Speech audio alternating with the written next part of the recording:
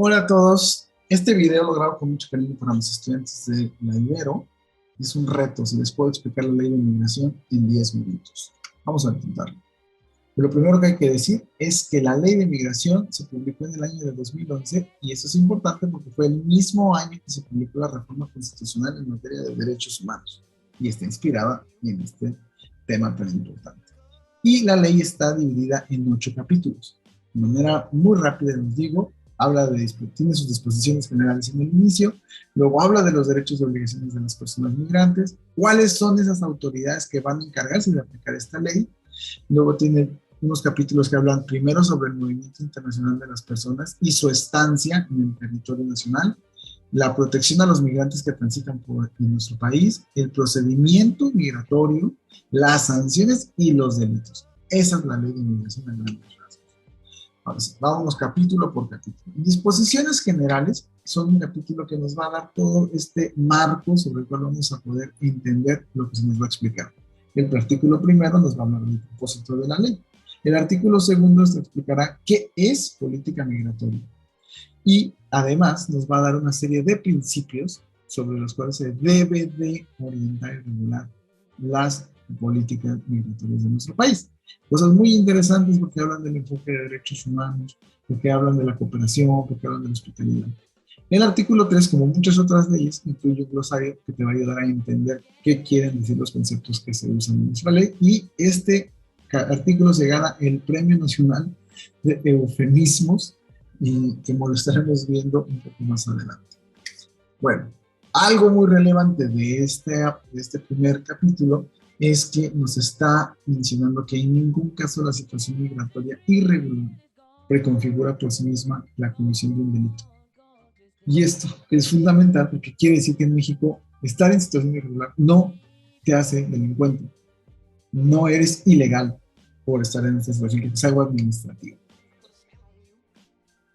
Y también nos señala que hay una excepción precisamente de esta ley a estas personas extranjeras que se encuentran como representantes o funcionarios de gobiernos extranjeros en el país. ¿Qué esto qué quiere decir? Los de las embajadas, los de los consulados, porque esto aplica lo que viene en la Convención de Viena de Relaciones Diplomáticas y Relaciones Consulares. Bueno, ¿cuáles son los derechos y obligaciones de los migrantes que se señalan en la ley de inmigración? Es muy clara, la ley dice todo lo que está en la Constitución, más lo que está en los tratados internacionales, más lo que estamos mencionando en este capítulo de la ley de inmigración. O sea, los derechos humanos son los derechos de los migrantes, porque los migrantes son humanos y especifican con independencia de su situación migratoria. Y esto es muy importante porque muchos no lo saben. Ahora, algo que me parece importante resaltar es que aquí señala que ninguna persona será requerida de comprobar su nacionalidad y situación migratoria en el territorio nacional más que por la autoridad competente y en los términos que señalan. Entonces, cuando una autoridad o cuando otra persona, incluso una empresa como las empresas de camiones, empiezan a pedir documentos de identidad y de comprobar la nacionalidad o la regular estancia, violentan lo que dice la ley de inmigración, como ha estado pasando en los últimos años. Ahora, ¿qué obligaciones tienen los migrantes? Principalmente son 3. 1, resguardar los documentos que acreditan tu situación. 2, mostrar esa documentación si te la requieren. Y 3, si te piden más información, proporcionar. ¿Cuáles son las autoridades migratorias que se señalan en la ley? La principal es la Secretaría de Gobernación, que es la encargada de diseñar esta política migratoria y tiene un gran brazo derecho que es el Instituto Nacional de Migración, que es quien lo va a operar y quien va a hacer mucho de lo que viene en la ley de migración. También se señala como una autoridad relevante a la Secretaría de Relaciones Exteriores con ciertas funciones específicas. Pero también se señalan algunas que son autoridades auxiliares, que se les dan ciertas funciones que consideran relevantes para la ley, como la Secretaría de Turismo, la Fiscalía General de la República, el DIF nacional y los DIF locales y el Instituto Nacional de las Mujeres. Bueno, ahora, este capítulo de Movimiento Internacional de Personas y su estancia de extranjeros en el territorio nacional nos va a explicar 2 cosas principalmente. 1, la entrada y salida de territorio nacional de personas extranjeras y mexicanas, cómo se regula esa parte.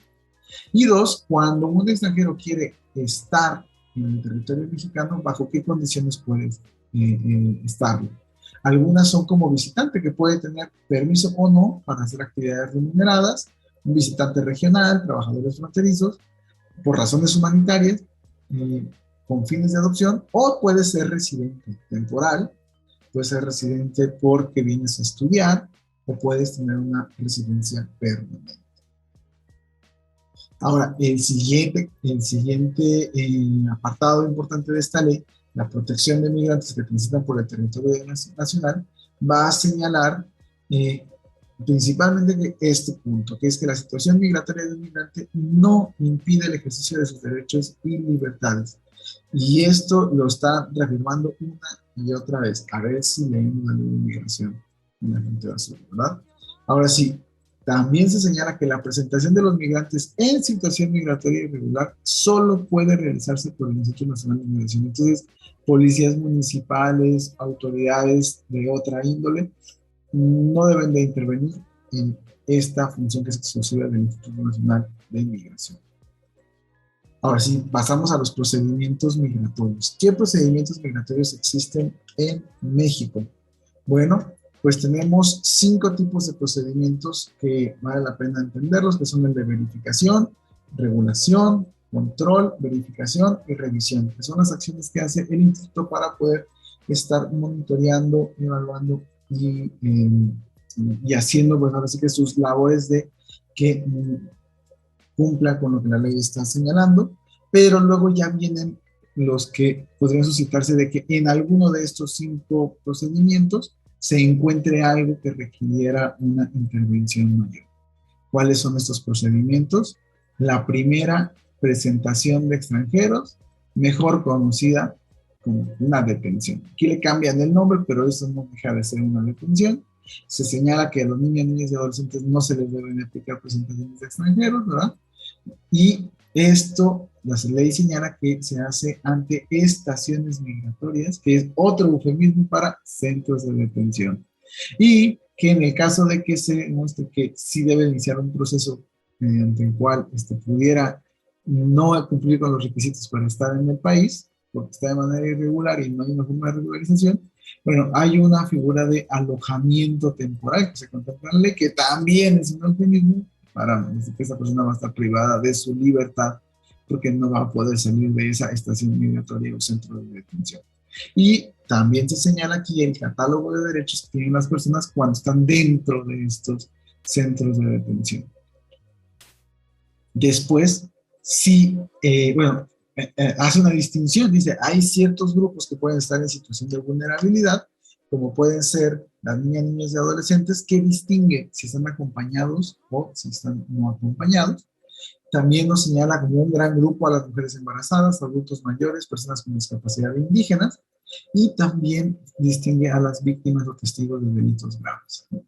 En estos 3 casos, tanto la forma de atención debe ser distinta, como también la posibilidad de acceder a formas de regularización que otros grupos no pueden acceder. Y bueno, ahora sí llegamos con el padre de todos los eufemismos, ¿no? Porque el siguiente procedimiento es el del retorno asistido y la deportación de extranjeros que se encuentran irregularmente en territorio nacional. Que ahora vemos cómo pues, usan indistintamente retorno asistido y deportación, ¿no? Y se la pasan deportando haitianos, pero les llaman retornos asistidos, retornos humanitarios asistidos, y como le quieran ellos aderezar un término que tiene que ver una deportación. Pero también viene un procedimiento sumamente útil, que es el proceso de regularización, y que contiene varias fracciones y supuestos sobre los cuales puedes generar la regularización, los cuales de hecho actualmente no todos los está realizando la situación de migración. Y por último, habrá los 2 apartados que hablarán uno sobre sanciones y otro sobre delitos, que es importante mencionar que pueden ser tanto para funcionarios públicos, autoridades que no están siguiendo lo que dice la ley, como para personas extranjeras o mexicanas que cometen alguna acción que va en contra de lo que señala la ley. Y con eso he terminado mi explicación en 10 minutos de la ley de migración, y de mucho gusto saludarlos. Nos vemos.